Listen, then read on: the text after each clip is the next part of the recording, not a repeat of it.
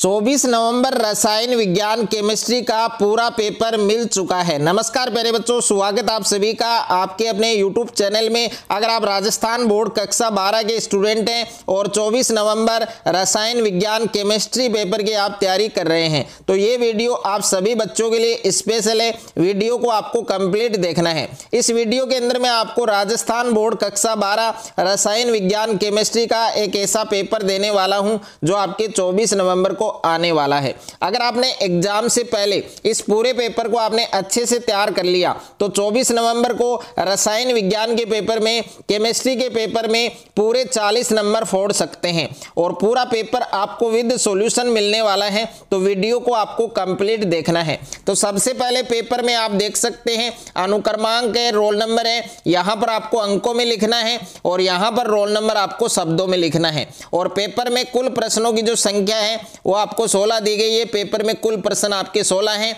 और पेपर में कुल प्रश्न हैं 4 और पेपर में जो टाइमिंग है, जो समय है 3 घंटे 15 मिनट का आपको टाइम दिया गया है। यानी रसायन विज्ञान का पेपर, केमिस्ट्री का पेपर 24 नवंबर को आपको 3 घंटे 15 मिनट में हल करना है। पूर्णांक आप देख सकते हैं 40 नंबर का ये पेपर आपके होने वाला है। तो पूरा 40 नंबर का होगा। और अगर आपको रसायन विज्ञान के पेपर में, केमिस्ट्री के पेपर में 24 नवंबर को पूरे 40 नंबर लाने हैं, पूरे 40 नंबर अगर फोड़ने हैं तो रसायन विज्ञान का ये पूरा पेपर आपको अच्छे से तैयार करना है।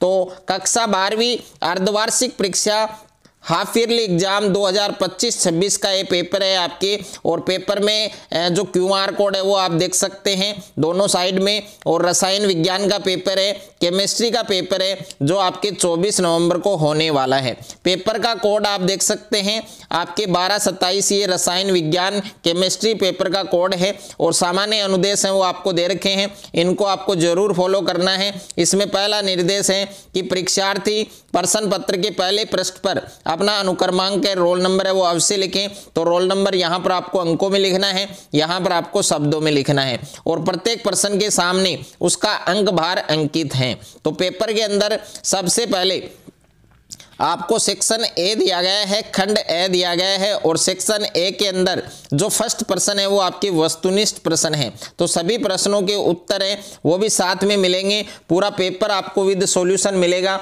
तो वीडियो को आपको कंप्लीट देखना है।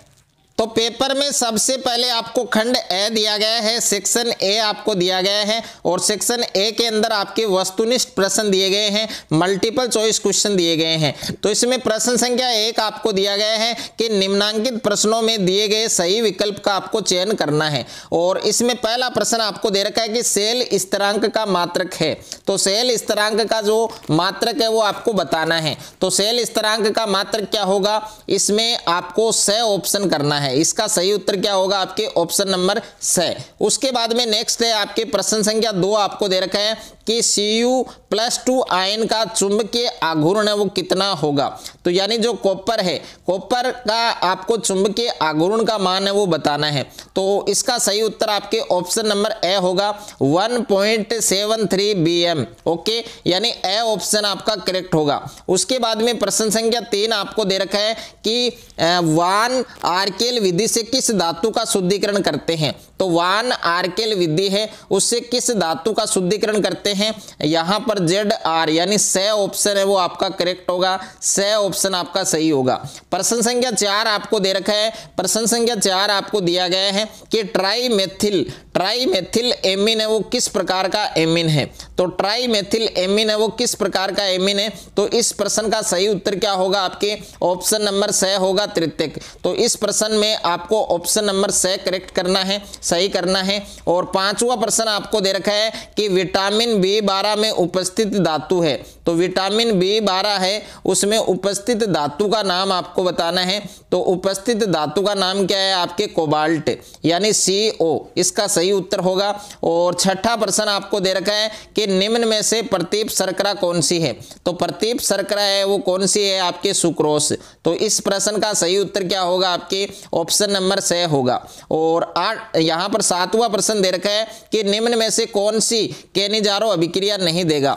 यानी 4 ऑप्शन दे रखे हैं आपको, इसमें से आपको ये बताना है कि इनमें कौन सा केनिजारो अभिक्रिया है वो नहीं देता है। तो इस प्रश्न का सही उत्तर क्या होगा, आपके ऑप्शन नंबर सी होगा। होगा, यानी ऑप्शन नंबर स। और नेक्स्ट है आपके प्रश्न संख्या 8 दे रखा है, यहाँ पर प्रश्न संख्या 8 आप दे रखे हैं कि वह अभिकर्मक जिसके साथ एसिटाल्डिहाइड और एसीटोन दोनों आसानी से क्रिया करते हैं। तो इसमें 4 ऑप्शन आपको दे रखे हैं। तो इस प्रश्न का सही उत्तर क्या होगा, आपके ऑप्शन नंबर ब होगा, ग्रिग्नार्ड अभिकर्मक। और प्रश्न संख्या 9 है आपके कि डीएनए में कौन सा अम्ल पाया जाता है, यानी जो डीएनए है उसमें कौन सा अम्ल पाया जाता है। तो ए ऑप्शन आपका करेक्ट होगा, फास्फोरिक अम्ल, यानी फास्फोरिक अम्ल आपको इसमें करना है। और उसके बाद में प्रश्न संख्या 10 आपको दे रखा है कि कौन से एमिनो अम्ल में असममित कार्बन परमाणु नहीं होता है, यानी कौन सा एमिनो अम्ल है जिसमें असममित कार्बन परमाणु नहीं होता है। तो इस प्रश्न का सही उत्तर क्या होगा, ग्लाइसिन, यानी स ऑप्शन है वो आपका करेक्ट होगा। सेकंड क्वेश्चन आपको दिया गया है रिक्त स्थानों की पूर्ति कीजिए। तो इसमें आपको रिक्त स्थानों की पूर्ति करनी है। तो इसमें पहला प्रश्न दे रखा है आपको कि कवंथनाक में उन्नयन के समानुपाती होता है। तो इस रिक्त स्थान में आएगा आपके विलयन की मोललता। ओके, इस रिक्त स्थान में आपको क्या लिखना है, विलयन की मोललता, ये नाम आपको लिखना है, विलयन की मोललता, विलयन की मोललता, ये नाम आपको लिखना है। और उसके बाद में दूसरा प्रश्न है आपके कि विटामिन डी का रासायनिक नाम क्या है। तो विटामिन डी का रासायनिक नाम है आपके कैल्सीफिरोल। विटामिन डी का रासायनिक नाम क्या होगा, कैल्सीफिरोल, ये नाम आपको लिखना है, कैल्सीफिरोल। ओके, और उसके बाद में तीसरा प्रश्न आपको दे रखा है कि प्रोटीन में उपस्थित बंध का नाम क्या है। तो प्रोटीन में उपस्थित जो बंध है उसका नाम होता है पेप्टाइड बंध, उसका नाम क्या होता है, पेप्टाइड बंध, ये नाम आपको ध्यान रखना है। उसके बाद में नेक्स्ट है आपके प्रश्न संख्या 4 है कि आइसोब्यूटिल एल्कोहल का आईपीएसी नाम क्या होगा।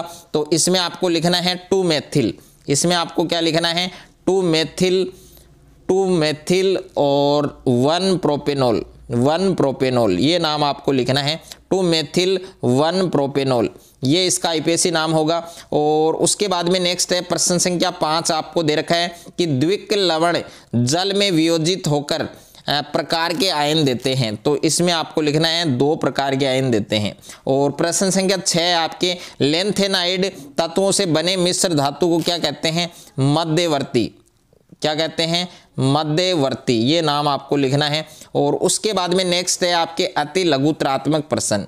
तो प्रश्न संख्या 3 के अंदर आपको very short answer type question दिए गए हैं। तो इसमें पहला प्रश्न आपको दे रखा है कि हेनरी का नियम लिखे। तो हेनरी का नियम आपको लिखना है। दूसरा प्रश्न है कि प्रासरण दाब किसे कहते हैं। तो इसमें आपको प्रासरण दाब की परिभाषा लिखनी है। और तीसरा प्रश्न है कि निम्न वेग स्थिरांक की सहायता से अभिक्रिया की कोटि आपको बतानी है। तो यहाँ पर ये अभिक्रिया आपको दे रखी है, इसकी कोटि आपको बतानी है। और 4 नंबर प्रश्न है कि इथर में ऑक्सीजन परमाणु पर संकरण का प्रकार लिखें। तो इथर है, उसमें ऑक्सीजन परमाणु है, उस पर संकरण का प्रकार आपको लिखना है। और प्रश्न संख्या 5 आपको दे रखा है कि फिनोल की क्रिया क्लोरोफॉर्म और क्षार से कराने पर क्या प्राप्त होगा, वो आपको बताना है। छठा प्रश्न है कि हिंसबर्ग अभिकर्मक है, उसकी संरचना लिखिए। तो हिंसबर्ग अभिकर्मक है, उसकी स्ट्रक्चर आपको बनानी है, स्ट्रक्चर आपको लिखनी है। उसके बाद में डियर स्टूडेंट प्यारे बच्चों खंड ब है आपके, सेक्शन बी है। सेक्शन बी के अंदर लघुत्रात्मक प्रश्न है। और प्रश्न संख्या 4 है आपके कि 400 केल्विन ताप पर विलयन का प्रासरण दाब है 0.821 वायुमंडल है। तो विलयन की सांद्रता मोल प्रति लीटर में आपको फाइंड करनी है, ज्ञात करनी है। और यहाँ पर 5वां प्रश्न है कि मानक हाइड्रोजन इलेक्ट्रोड है, उसका नामांकित चित्र आपको बनाना है। और प्रश्न संख्या 6 आपको दे रखा है कि उस विलयन की मोलरता ज्ञात करें जिसमें 5 ग्राम सोडियम हाइड्रोक्साइड 500 ml जल में घुला हुआ है। और 7वां प्रश्न है कि अर्ध आयु काल किसे कहते हैं। प्रथम कोटि की अभिक्रिया के लिए अर्ध आयु काल ज्ञात करने का सूत्र लिखें। और 8वां प्रश्न है संक्रमण धातु में संकुल यौगिक बनाने का गुण किन 3 कारणों से होता है, ये आपको ज्ञात करना है।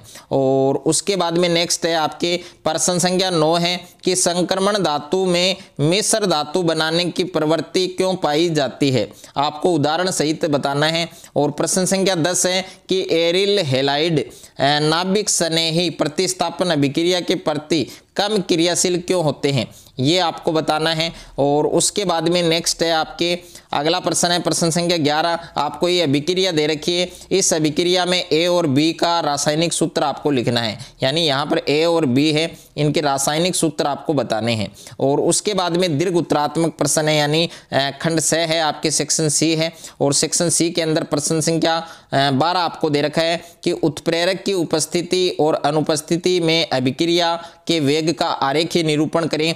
और दूसरा प्रश्न है लॉग के तथा 1/t के मध्य आलेख बनाएं।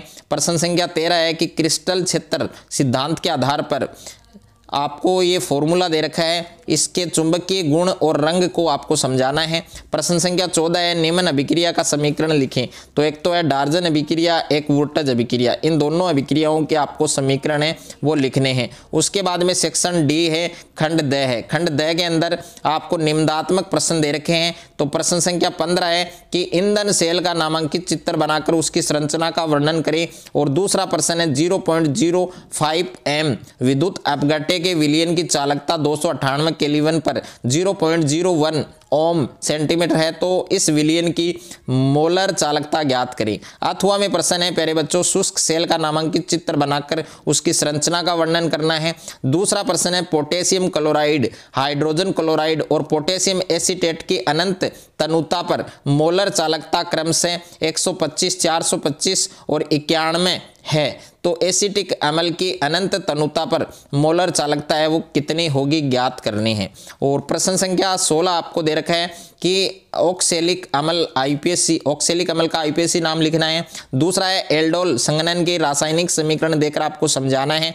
और तीसरा इसमें जो अभिक्रिया दे रखी है उसमें ए का रासायनिक सूत्र आपको बताना है। उसके बाद में अथवा में प्रश्न दे रखा है आपको एसिटिक अम्ल का आईपीएसी नाम बताना है। और दूसरा है स्टीफन अभिक्रिया को रासायनिक समीकरण के द्वारा समझाइए।